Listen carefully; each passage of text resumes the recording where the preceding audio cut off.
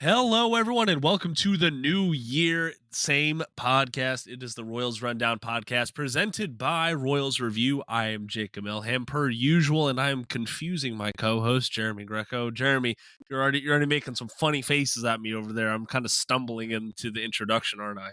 Yeah, well, I stumbled into the outroduction. Last podcast, I promised you that if you set me up with something about the deferred money from the Dodgers, I can't even do it now, that I would give you a take that was going to be a fun joke, and that take was that the deferred money is a lot like Juwan Taylor's false start penalties. Everybody does it. Everybody knows everybody does it, and it suddenly became a focus because one person pointed it out, and now we're all staring at Juwan Taylor, and we're all staring at the Dodgers, and that doesn't, like, this is just how it's, just move on. This is just baseball.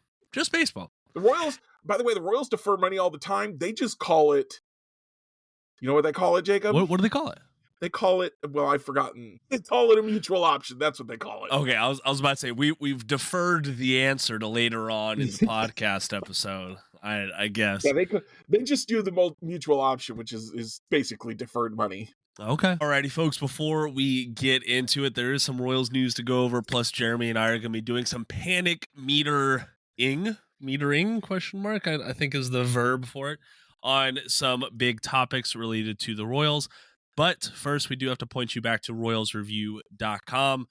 It's the off season, and frankly, there's not a whole lot going on with the Royals right now. But if you want to stay informed and up to date on anything that happens with the Royals, you can go over to royalsreview.com. I mean, it's not very often that we would be relying on a minor league contract deal being the headline story over at royalsreview.com, but alas, that's how it is on January 2nd. And we do need to congratulate and welcome new writer Jared Perkins to the fold. Thank you for a new old writer. He wrote for us before, right? Yeah, and he's an old friend of the podcast. Like he's a guy who's had him on here. Yeah. He's done a lot over the years. We're gonna have more guests this offseason, right, Jacob? I'm trying, man. I really am. I know one person we had backed out on us at the last second that we're going to try again, right? Yep, that we are, and I've reached out to a few other folks, so we'll see what happens. If you're listening to this podcast, you got an informed Royals take, you could always let us know on social media down at our Blue Sky accounts, which are linked in the podcast description below. But Jared is going to be talking a lot about the Royals prospect situation. I know he has a top 15 list coming out over at royalsreview.com before the season starts up, so make sure you go check on that. He has his own podcast. He's pretty good in his own right, if I do say so myself. But let's get back to the Kansas City Royals, which today they re-signed Austin Cox, the left-handed hurler, to a minor league contract. Hurler is such an interesting description for Austin Cox. He certainly hurls the baseball, I will say. Now, this is the second minor league contract the Royals have signed Cox to. In the past 6 months, I think it is, they re-signed him in July after he opted out, and then he opted out again in November, and here he is back in early July with the Kansas City Royals. 27-year-old, he's spent his professional career in the Royals organization. He is certainly an old friend. He finally made his MLB debut in 2023, and he made quite the name for himself when he didn't allow a hit to the first 39 batters that he faced at that level. I don't care what level of baseball you're pitching at, to go 39 batters without allowing a hit, it's pretty impressive. What if I went back to Little League and I got 39 batters without a hit? Jeremy, would you be impressed? I would not. I would not. I'm sorry. And no, you can't. Call my agent and cancel the Little League thing. Oh, I would love to see your pitching arsenal, though, Jeremy. I really would. League, I had, not 16-year-old league, whatever league that was. Yeah. I had a 55-mile-an-hour fastball. Ooh. I had a curveball, and I had a palm ball. You had a palm ball? I didn't know the grip for the changeup. Oh, that's fair. I was like, I need something slow, so I did a palm ball. There you go. That's old trusty right there. And I had one of those. I don't know if you've ever seen these. They had these balls that they would put marks on for like where your fingers were supposed to go for different pitches. So that's how I learned the grip for the fastball.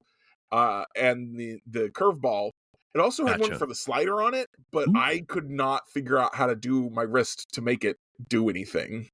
Hey, that's a lot of work, and that's why teaching pitching mechanics is like a multi-million-dollar industry right now. You should see some of the stuff that Driveline and Can I Tread are putting out.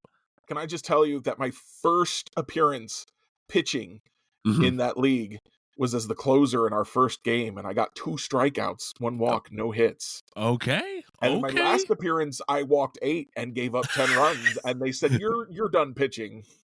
That's why it was your last appearance. Okay. Yeah. What a progression or a regression there, Yeah, Jeremy? that was more of a regression to my true talent level, I think. I think the first team we faced was not very good. Apparently not. Well, speaking of regression, Cox couldn't keep up that pace for the entire 2023 season. He did end off the year with a 4.54 ERA across 35 and two-thirds innings, and the season ended early for him, unfortunately, because he tore his left ACL, if I'm remembering correctly. And then after that, he's kind of he was a roster bubble guy on a 106 loss team. So he was non-tendered last offseason to make room for none other than Nick Anderson. So we saw how that worked out.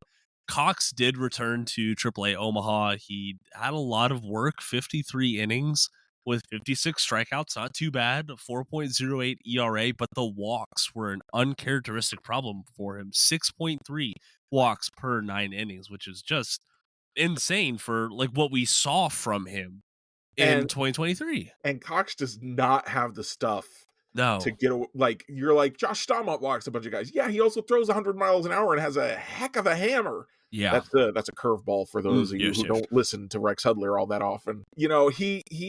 He had some stuff. If he walked a guy, he might strike out the next 3. So it was kind of a game that you're like, well, is he going to strike out enough to make up the difference? With Austin Cox, you don't ask that question. He's not going to strike out enough to make up the difference if he walks everyone. Nope, not at all. When he was, even with the success that he found in 2023, his stuff plus came out to 86. Okay. Yeah. Average is 100. That's really, really bad. I don't think Now, I've ever seen a stuff plus that low before in the s- big leagues. genuinely, I don't think I have either. Now, his saving grace was his location. That's what helped. Yeah. So seeing this spike, this sustained spike of walks, because I saw his season long numbers and I pulled up Fangraphs. I was like, you know what? He was coming back from an ACL tear. Like maybe he was just really rusty to start off the year and that kind of swayed things. Could be. Walks were still an issue from July to the end of the season. Well, If it was, could be it a was a, whole season. It's possible he's doing some off-season work to fix that. We know that, yeah, like you were saying, all those guys go to Driveline and Tread and whatnot, and so we'll see what happens. But if you're out there like, yeah, that's great. I can't. They got Austin Cox back. This is gonna be so good. You probably aren't gonna see him again, y'all. I probably hate to not. break it to you. He's probably done as a big league pitcher. I Yeah. would not be surprised to see him pitching overseas next year or in the Mexican League. Yeah, that's a good point, because especially when we're in this baseball culture right now that is just chase, chase, chase velocity, and he's got a 91 mile per hour four seamer, a lefty coming out of the bullpen. Like you need a little bit more than that. I And get it. He's got a diverse pitching arsenal, but just the stuff isn't there, man. I honestly have to wonder if he's not good enough to play in the foreign leagues right now, which is why he's in the Royals system still. He probably looked for a job, because pitching if you're up for the culture shock, pitching in Japan is much more prestigious than pitching in Omaha, because that's their big leagues, and they regard their overseas players with a lot of respect because it's very limited in what they can do. In America, we're just like, well, everybody is from overseas, but in Japan, that's not the case. So you can really get highlighted there for that kind of stuff. And also their velocity is much lower on average in their league, so you can get Yes. away with less velocity there. But yeah, but you have to have control. One Yep. thing you'll see a lot of Japanese pitchers do have is control, because they don't throw it as hard. And so we'll just have to see. He's probably trying to figure out his control, so if he can't get back to the big leagues, he can at least get to one of those leagues. Right. And I do, pivoting real quick, because I did have a piece come out, Kings of Kaufman, looking at the Kansas City Royals and Kyle Hart. That's not a pitcher that a lot of folks know about, but he's a top 50 free agent. according to Fangraphs, and Fansided's Robert Murray said that 16 different teams had expressed interest in Hart at some point this offseason. Like that's a lot. That's a pretty, and he's a lefty. He can come out of the bullpen. He could be a starter. He had really good success in the Korean baseball organizations. His profile is extremely similar to Austin Cox. Hart went to Korea as a soft tossing lefty, and now his velocity's up. His slider has an amazing bite. If you go and watch some video of it, he is making these really normally disciplined KBO batters just look absolutely silly with some of these swings that he's inducing. So there's a fit there, I think. There's also, I think there's really a thing we've talked about all the time about how a change of scenery can help guys. Yeah. It's different organizations coach differently. Mm-hmm. And if the coach in this organization is not able to reach you with his message, they pretty much all have the same message, but they convey it differently. Correct. Than another organization can.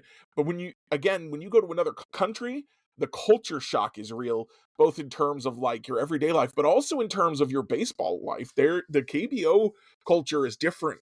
The Japanese culture is different from both of them, so it changes not only the message you're hearing, but also how you hear that message. And in some cases, they play the game a little bit differently. So it'll change the message that you're even given. Exactly. And I've alluded to this because I do believe it at some point. Austin Cox is a selection, a development story of a previous regime. Maybe he fits in with what Sweeney and Bove want at the major league level. Maybe he doesn't. But either or, he's had some opportunities to find a new home, and he keeps on coming back to Kansas City. So whatever his reasons are, I'm glad that he has a job, glad he's still in baseball, and we'll see if we see him in 2025 wearing a Kansas City Royals uniform. I will say that according to the report, there wasn't any confirmation if this came with a spring training invite. I'm sure it does. I would assume you don't so. Sign someone his age with his experience and not invite him to spring training. Yeah. Will he stay at spring training very long? That depends on how he does and how everyone else who gets invited does. Because the other thing about in spring training, if you're a catcher, you've got an invite. Yep. Pretty much. Because there's so many pitchers. Well, the flip side of that is if you're a pitcher, you've got to stand out somehow, or else you're going to find yourself gone because there are still only so many catchers. Precisely. And that's one reason why I'm excited. I'm hopeful that Blake Mitchell at least gets an invite. I bet he will. I think he will. I don't think he'll play a couple games early and get demoted, but yeah, I think we'll see him. I think we'll see Caglione too. Yeah, I think we will. Carter Jensen will also be a fun one to watch this spring because he's probably going to get an extended. Yeah, exactly. Hey, speaking of a guy that Royals fans have been taking an extended look at, Josh Rojas, the versatile infielder, a guy that some pockets of Royals fans really, really wanted to see in Kansas City. The reasoning is beyond me, but never fear, he is off the market. He has signed a 1-year deal with the Chicago White Sox, according to MLB.com. Jeremy, we cannot find the dollar amount anywhere. Nobody has it. So kudos to the White Sox for doing something right and being tight-lipped, I guess. Now, it can't be for too much. He was projected to make $4.3 million with the Seattle Mariners before they moved on from Rojas. So it's probably going to be in that $3 million, $2.5 million range. We'll see what happens. Jeremy, I'm looking at this situation, I guess, with Josh Rojas, and it makes sense for him in Chicago. They need experienced players at least to take the field. Cool.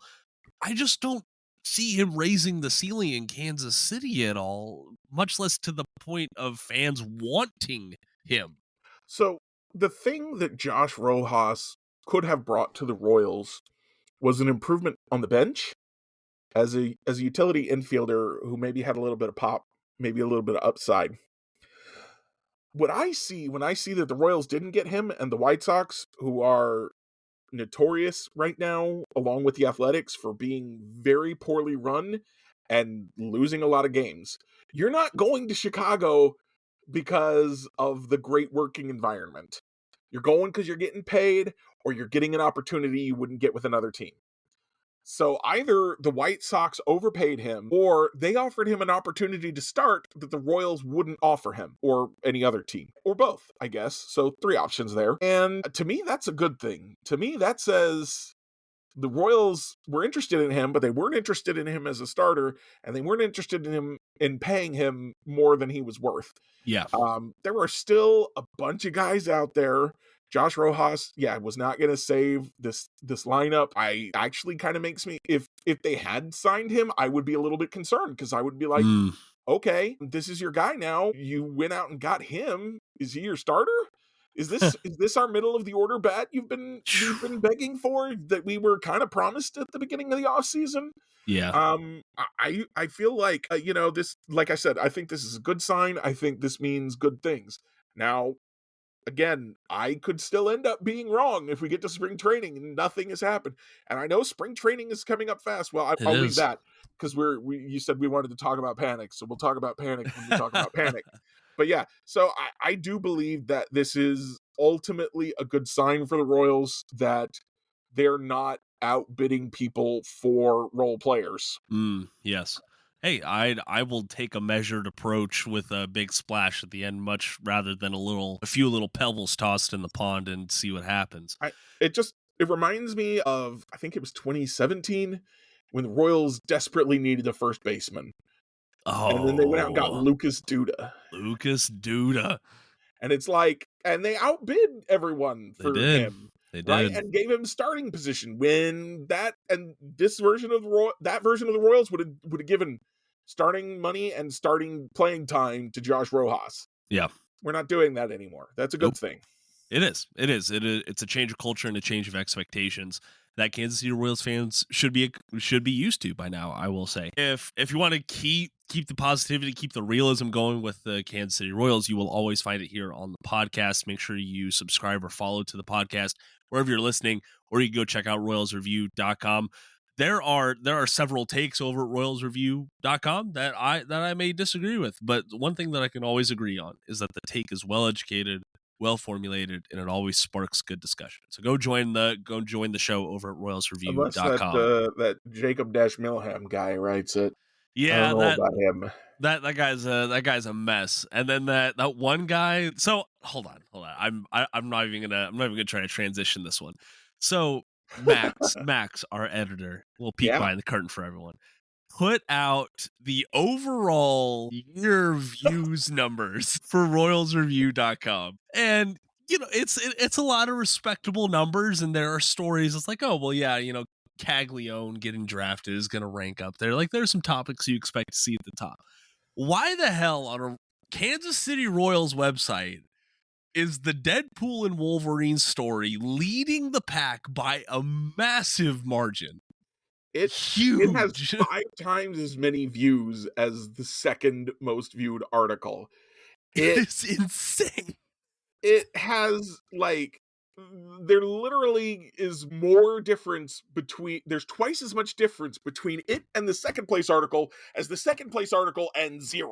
Yes, precisely. You went absolutely viral with that one, Jeremy. So kudos to you. I got told to knock it off. Yeah, never do it again. It was a one and done. But that's why you got to go follow Jeremy's blog. Jeremy, tell folks where you can find the blog. For some reason, my blog is not gaining as much traction for its Wolverine or Deadpool and Wolverine post. I don't get it. For shame. Where can folks find your blog at? FromTheHawkside.com. There you go. Thank you, Jeremy. All right, so AKWK. Don't get confused. I decided to spell it normal. Why would you do such a thing like that? Goodness gracious.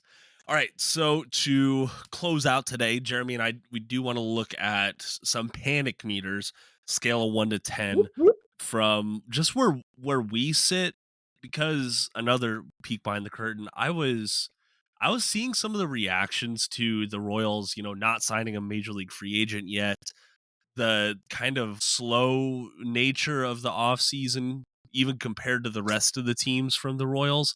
I was just like, did we do this, Jeremy? Did we help cause this? Because to be fair, last offseason, they came out hot and heavy, and I think we were hoping for the same thing. but it's just been the complete opposite this year. The offseason has been slow. I mean, Corbin Yeah. Burns only just signed. Jurickson Profar, Alex Bregman, Anthony Santander, Jack Flaherty, Hassan Kim, all still unsigned in the Yeah. top free agents. And the Royals do have one of the top 10 free agents on Fangraphs. It's true. Michael Wacha. Yeah.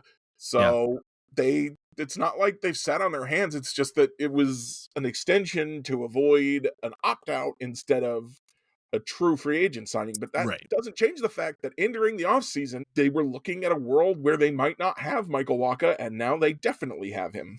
Correct.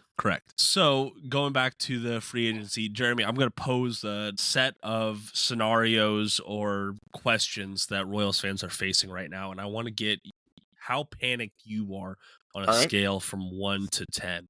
So the first off, I do want to start. 10 is the most panicked, just to be clear? 10 is the most panicked. 10 is sky is falling, Kauffman Stadium is crumbling, and we should just punt on the Royals 2025 Some season. evil genius has translocated Kauffman Stadium and the Tropicana Dome. Yes. What in the Sonic 4 storyline is going on here?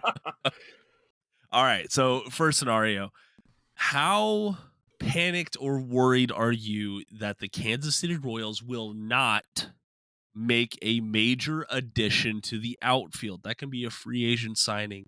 That can be a trade, but it needs to be a no doubt improvement upon what we saw in 2024. How worried are you? Not knowing what the rest of these questions are, Yes. I'm going to say a 4. Okay. Because I do think there's a reasonable possibility that they go and sign a third baseman or trade for a third baseman instead, and then really just lean into Michael Massey or Jonathan India to left field, which I think would actually still be an improvement. Yeah. In the outfield, just not a significant one. It will be a slight improvement to have them in the outfield instead of starting both Melendez and Renfroe full time. But I do believe that there's still lots of opportunity to add that bat one way or another. And I have David Lesky talked about this last offseason, and he talked about it some this offseason too, that if you promise to spend $15 million and you spend 10, you're a villain. If you promise to spend 10, but you spend 20, you're a hero. The weight of expectations. The Royals went into this offseason saying, we're going to get 2 bats. Yeah. So if they don't get at least 2 bats, they're villains. And they seem to understand that last offseason when they said, we're going to spend this much money and we're going to get these players. And they got all of those players and then a little bit more. I can't see a scenario where the Royals are went into the offseason knowing that they weren't going to be able to get 2 bats and were prepared for that and then said they were going to get 2 bats. Okay. So I still believe there's still plenty. I got to tell you, there's still more than a month. There is. Before spring training starts. And the thing is that these free agents, Jurickson Profar, there's no playbook to learn like there is in the NFL. And Jurickson Profar is doing his offseason workouts right now. He doesn't have a team, but he's doing his workouts. Anthony Santander, all of these guys. So even if they don't have a team, it's not like, oh no, they're not ready now that spring training. Like, you still got spring training to get everybody up to speed with everything that you're doing. And that's what that's for. So as long as they sign the day before spring training, we're fine. Right. So looking at the outfield specifically, because we've talked ad nauseum about even if one of the corner guys was league average in every aspect, that unit would be so much better than it is as it sits right now. I'm about a 7 on the panic meter about them making a major addition to the outfield. Now that's a blend of looking at who's still available, because you listed off the outfielders that are really available right now. It's Jurickson wise. Yes, free agent wise, Santander and Profar. Probably a bunch of guys still available via trade, including everybody's favorite target, Taylor Ward. That is absolutely true. But now we have reports coming out that the Los Angeles Angels might be chasing after Pete Alonso. And in which case they would need Taylor Ward even less. Correct. Or so I will tell myself. I would, and I just don't know what that front office specifically is going to do, because I think there is a very sensible trade fit between the Royals and the Los Angeles Angels. I think that makes a lot of sense. if you take the Angels Austin out of Cox the, for Taylor Ward, who says no? I'd throw in Joe Adell with Taylor Ward, and I think we'll be okay. If you want Joe Adell, they're also going to throw in Anthony Rendon. Oh no, we need a third baseman, but not that bad. Goodness. Maybe it could be like one of those Hallmark movies where the big city guy gets to the country and realizes he likes life better in the Midwest, and everything's fine now. I'm just imagining this shot like Holiday Touchdown, the Hallmark Chiefs movie. Oh, which first off, if you haven't seen that movie I haven't seen it yet. It is delightfully charming. It is lower budget, it is cheesy as hell, but it's like, hey, I know that guy. Hey, I know that thing they're talking about. It's cool from a Kansas City perspective, I would say. Cool. And this is a narrative that I've still built in my head about the expanded playoffs, because I do very much believe that there's about 5 teams who should not expect to compete this year. And there's about 20 who, you can even look at the Kansas City Royals from 2023 to 2024. They probably weren't expecting to compete, but yet they made the playoffs. There's probably about 20 teams who you can squint and see a playoff spot for them in 2025. If that's the case, and if the front offices feel the same, they're going to hold on to their greatest assets, i.e. impactful outfielders. So I'm just not, there's not a slam dunk addition, fit, nothing out there. It's not like the Kansas City Royals have the extra prospect capital to go and woo any team that they want out there. They have to be very, very calculated. J.J. Piccolo spoke about that on the radio before the calendar turned to January. I don't know. I'm concerned about it. I am a little uneasy about it. But we'll just have to wait and see. Jeremy. The thing about impact bat outfielders, is there's actually a lot of them. The Guardians are also allegedly trying to get rid of Thomas Lane. Apparently so. It feels weird to suggest that they might trade him within the division, but maybe a 3-team trade? Maybe so. I don't know how it all works, but it just feels like the Royals will find someone, and I feel like they have to have learned from the Hunter Renfroe experiment last year of maybe don't give a guaranteed 2-year deal to a guy who's trying to bounce back. Yeah. And also, you've already got guys trying to bounce back. Can we please get someone we know we can count on, which has been my theme all off season. And I don't know why I keep getting flamed on my Jesse Winker love. Okay, if you put that stat line with any other player, Royals fans would love that acquisition. A career 121 WRC plus guy, nearly 13% walk rate, doesn't strike out a ton. He's not great in the field, but you got 2 bad options at the corner outfields as it is, so you can't get much worse there. He's got to be fine.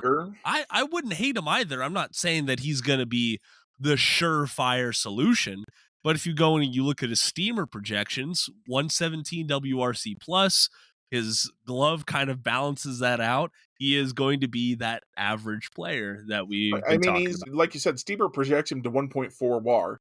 Yeah. Well, that's an average starting player is 2 WAR. Yeah. And you can add plus or minus 0.5 WAR to any WAR measurement. Mm-hmm. So, could be 1, could be 2. But here's the thing. Melendez was negative 0.7, I believe. Renfroe was also negative. So you're still, by adding someone like a Winker in, you're upgrading your whole lineup by a starter. Right. Yeah, exactly. Moving on to the next scenario, Jeremy. Another thing that we've heard a lot about this offseason is where all of these bats are going to play. Now, the reality is India is going to be a big help in the lineup. I think Massey still has a lot of potential to help the lineup overall.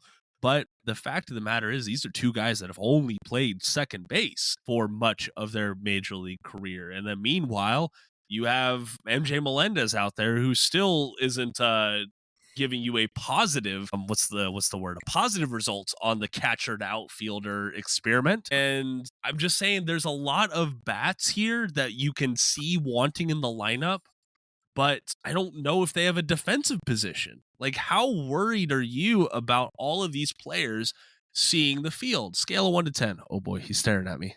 Look me in the eye, Jacob. Yes, Jeremy. Look me in the eye, Jacob, and tell me Uh-huh. that you think Jonathan India and Michael Massey are both worse at left field than MJ Melendez. I can't, Jeremy. I can't do it. Tell me they're both worse hitters than MJ Melendez. No, I can't. All right. That'd be a lie. That's a 1. They Fair figure enough. it out, buddy. They also still got a designated hitter slot. I know you've got Salvador Perez and Vinny Pasquantino that you like to slide through there, but that you rotate it. Like, we're not talking any of these guys have to start at designated hitter. You guys need days off, especially Michael Massey with his back problems. Yeah. You'll figure it out. The thing about baseball is that the positions are important, but this is not football. The specialization is not where, like, that guy's a left tackle. He's a really good left tackle. Slot him in a wide receiver. No, you can't do that. But anybody who can play second base at a high level can at least stand in left field. Yeah, very true. I'm on that. I'm about a 2. I'm going to say, and that slight bit of panic is just some of the trauma related to the MJ Melendez shift. Like, I don't want to see any player shift to the outfield. Garrett Hampson gave me enough heart attacks as it was. He was actually good defensively somehow. He was good, but man, some of the bad plays were bad. He's not signed? I can, Jeremy. He is a 99 overall on my Royals playoff team in MLB The Show because of his ALDS. That damn ALDS if the Royals card won the ALDS, I feel like there's a fair shot. I guess they don't have an ALDS MVP, but I feel like I still think there's a fair shot he could have won ALDS MVP if the Royals had won it. I agree. I do agree with that assessment. But I'm just looking at the regular season, and man, that 162 game slog of worrying if Garrett Hampson was going to play a negative or positive part was something. It was certainly something. Can you imagine the alternate universe where the ALDS MVP is a thing and Garrett Hampson wins it for the 2024 Kansas City Royals? But everything else is the same in the regular season. Oh yeah. Oh my gosh. Yeah, the alternate universe where he wins it over Aaron Judge and Juan Soto and Bobby Witt Jr. Garrett Hampson. Oh my goodness. All right, Jeremy, last one that I want to get to before we get to our reviews and get on out of here. So, similarly, as we're looking at the outfield, I think a lot of Royals fans can agree that they wouldn't complain about 1 or 2 more bullpen arms added to the fold. I think you can look at it and feel somewhat comfortable with the current bullpen as it sits, with Lucas Erceg being your incumbent closer. A lot of matchup based setup guys in there with 1 or 2 long relief guys. But at the end of the day, this feels like a very volatile bullpen if 1 or 2 things doesn't go the Kansas City Royals way. How worried are you that the Kansas City Royals will not acquire more bullpen help? Jeff Hoffman, Kirby Yates, David Robertson, Tanner Scott, Kenley Jansen, Carlos Estevez, Chris Martin, Jose Leclerc, Jalen Beeks, Danny Coulombe signed already, didn't he? Sign with the Cubs, didn't he? I thought so. Maybe no. That was a different guy with a weird name. Caleb Thielbar was signed with them. The Hunter list goes Strickland, Caleb Ferguson, Luis Garcia, Brooks Raley, Andrew Kittredge. There are guys out there. There's so many relievers still out there, and that's just the relievers off the top of the roster resource free agent tracker on Fangraphs. That's not the starters that they could look at, up to and including Michael Lorenzen. What they need in the bullpen more than anything, I think they've got, as things stand right this second, they have a back end of a bullpen. They do. They have the front 4 of a rotation. Between Wright, Bubich, and Marsh, one of those guys is at least a 4th starter, okay?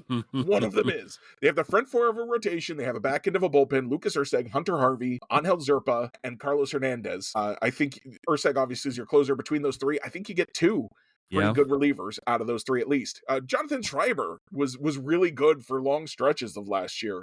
So I'm not worried. They'll find depth they'll find upside. Sam Long is still in that bullpen. Yeah, And that's I true. didn't even mention him as a back end opportunity. Mm-hmm. They'll figure it out, I think. I think my panic there is a 0. I think that there are still plenty of talented pitchers available. I mean, honestly, just looking at the top of this, Robertson, Jansen, Estevez, Martin, Leclerc all seem like they should be affordable for the Royals. All seem like they could really offer some veteran help in that bullpen. Maybe not Chris Martin, he's 39. Probably wouldn't go there. Yates is 38, but he's been so good. Dude, I would love he Yates. was for 1.9 WAR last year. He's projected for 0.4 this year, but still, I would take that shot on him. How much is he's projected? 1 year, $9 million. Give him 1.7. Come on. I mean, maybe it's Will Smith again, but maybe it's something better. There's a lot of opportunities out there if you're like, and Kenley Jansen is still out there, and nobody's even talking about him because they're talking about Estevez and Scott. Yeah. It's crazy to see some of it's wild to see some of the old relievers that are in this free agency crop that like have fringe Hall of Fame cases. Like Craig Kimbrell is a free agent out there. Well, he was bad. He was really bad. He was so bad. Yeah. But if the Royals got Kenley Jansen for, what are they projecting him at? At 12 million? 1 for 12? That'd Kenley Jansen, 1 for 12? Yeah. Because as much as do that, I would like, thank you, Kansas City. This is gonna be fun. and this is what I've been saying, that the roster. Maybe I haven't been saying this. I've been thinking it. The Royals roster, as currently constructed, you had one legitimate bat that you can count on to this lineup, and they instantly go from playoff contender to World Series contender. That's where the state of this roster is. World Series favorite? Absolutely not. They need a lot more to become World Series favorites. Oh, yeah. A World Series, like a legitimate contender to win the AL pennant, especially after, like, the NL seems to be gobbling up all the really good free agents. Yeah. That's true. And to be fair, MLB.com did predict that the Kansas City Royals would win the AL Central in 2025. Ooh, so that is their prediction right now. Like you said, there's a lot of time between now and spring training. A lot of things can change between now and then. But the Guardians are shedding, for a lack of better terms. They aren't adding. They aren't looking to make that big next step. They're following the true Rays model, which is to never spend any money. Yes. Unless it's on a guy that you're going to lose access to for various legal reasons. Yeah. That's neither here nor there. You don't have to pay that money, so it's like you didn't spend it. Exactly. Baseball math. We love it. Okay, I would love to be a fly on the wall of Jacob Cole's office. I really would love to know where their true priorities are right now. Because I think that if they are honing in on a bat over adding more pitching help, I think there's going to be a big wave after Scott and Hoffman sign of relievers coming off that free agency board. I think there's going to be a run on them within about 2 weeks, and I'm worried that if the Royals are holding out for a top of the line bat, they might miss that wave and they might have to pick up on the leftovers. All right, Jacob. You know that I know ball, right? You do know ball. You do know ball. I'm the ball knower of the podcast. Yes. I know all the balls. Yeah. Hey, wait. We'll pause. The Royals are going to sign a major league deal by the end of next week. Okay. It's my prediction. Okay. I like it. Whether that's a reliever, I think it's going to be a reliever. I do not think it will be a starting pitcher. So maybe not a Michael Lorenzen even, like a swing. I think it'll be a relief pitcher, or I think it will be let me rephrase. They will not necessarily they will acquire a major league player, a reliever or a bat.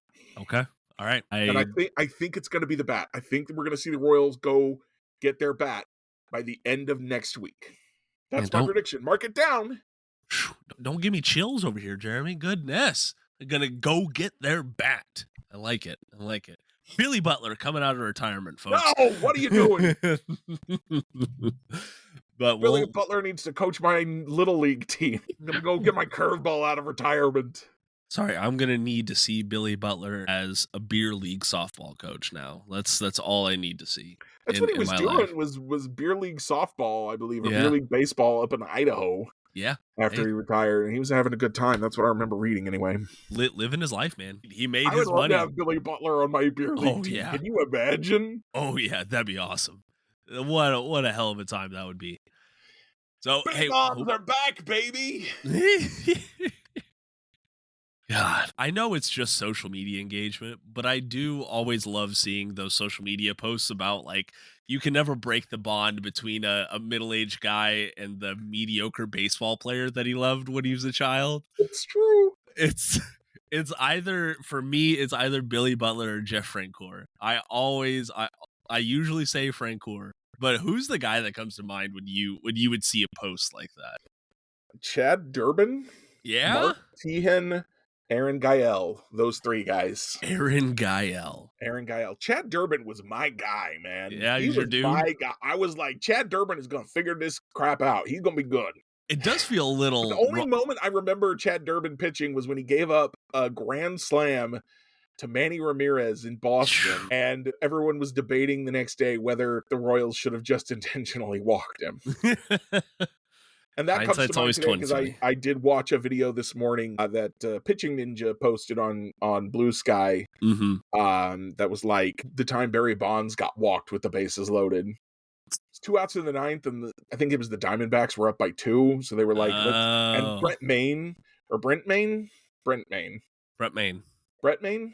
Brett If I Maine, okay. remember right. He was batting cleanup behind Bonds, which is probably not ideal lineup protection. Nope. Might have been like a double switch kind of situation that late in the game, and with pitchers still batting then. But yeah, so they were like, yeah, we'll walk Bonds and we'll get to Maine, and they got him out and they won the game. So kudos to them, I guess. Yeah, so It worked. Intentionally walking guys with the bases loaded is on my mind this morning, this afternoon, Gotcha. this evening, whatever time this is. Time Exactly. is an irrelevant concept. I've not been aware of what day it is for more than a week now, Jacob. Fair enough. Well, hey, we will go ahead and get on out of here shortly with some Royals reviews. Jeremy has an important engagement this evening to attend before Honey comes on over here to give her review, which she will here shortly. I'm going to give a follow-up review to something that Jeremy put out, Marvel Rivals. I finally sat down and played it, and you didn't add me as a friend? I hadn't added you as a friend yet. I'm disappointed in you, Jacob. As you should be. I'm disappointed in myself for not thinking about that. Number one, I absolutely sucked at the get. I was like, how does this character work, and how am I supposed to win with them? But overall, I find it very, very fun. I think there's a lot of competitive potential with that game. Its player base is growing daily, and I think developers have to love what they have built, and the first wave of players that they have for Marvel Rivals. I think that if you are at all interested, go ahead, get in on it, try it for yourself to find out. But I enjoyed my experience on Rivals, and I think that you will too. Now, I'm going to pass it off to Honey, who is going to give her review of Night Bitch. Okay. I don't know why you said it. Didn't enjoy like the first 30 minutes. Kind of weird. But no, and I had a slight concern that it was going to be a little too close to home for me when she was like talking about growing up in a Mennonite community, and how there was a great forgetting that occurred when she left home because like leaving home meant that she had survived her childhood. So that threw me through a loop for a second, but I ended up really enjoying it. I think it's a really poignant social commentary. It's not just like a funny comedy. It makes a really interesting social commentary on motherhood and the pressure we put on mothers, and like the need to continue to see them as their own human beings after having kids and not just caretakers. And I think that's one of the better films I've seen in like the last 5 years. And I absolutely understand why it is nominated for a Golden Globe, and I hope it wins. 10 out of 10, go watch it. I have to say that I've had some more time to think about it, and there is one aspect of the movie that I really, really like, which is the aspect that the husband is not a good person, but he's not caricatured as a villain. He's a person who is like, he wins some, he loses some, he's not winning enough, and is able to eventually learn to be a better person by the end of the film. And I feel like it would have really lost a lot. There are a lot of things I don't like about the movie, which isn't to say that it's bad, but that I just personally didn't enjoy. But I love that there's an opportunity in the movie for, like, I know, dude, that you think you're doing the right thing, but you're screwing it up, even though you think you're a good guy. And it's not that you're a villain, it's that you're just not doing well enough. You need to try harder. Yeah. And that he does try harder, and that he does achieve forgiveness when he tries harder, and they're able to progress forward. Yeah, but it wasn't like unspoken forgiveness. Like he Right. owned Yes. where he messed up. And they also didn't paint her as like some martyr. It was Right. that conversation between them was very much that she should have communicated better as well about her needs. So like there was improvement needed on both sides. But it was really good. It's a little meta, but I liked that. I mean, I like that about films. So I think people should watch it, and I will discuss this with Jeremy further at another date. It has an important engagement. Yes. Jeremy, you got a quick review? I've got a review. All right. Well, nope. You have to make it quick this time. Remember when I tried to instill a clock on your reviews? Yeah. Like, okay, Jeremy, it has to be 2 minutes. And remember how I ignored that? Yeah. Oh, yeah. So my review, as I promised last time, is Breakfast Club. Yes. So one of my favorite things is Fantasy High, which is a 3 seasons now of Dimension actual play show on Dropout, and it's described in its initial introduction, which I've watched so many times now, as John Hughes' Breakfast Club meets fantasy. And I was like, I've never watched Breakfast Club. It's a classic film, and I've never watched it, and I should watch it. And, I have to say I'm really glad I watched it when I did as an adult who understands, like, stuff and things and movies and how they're made, because I don't know that I would have appreciated it as a kid. Even as a younger adult, I don't know if I'd have appreciated it. But with my current knowledge and in the current world, it was a brilliant movie.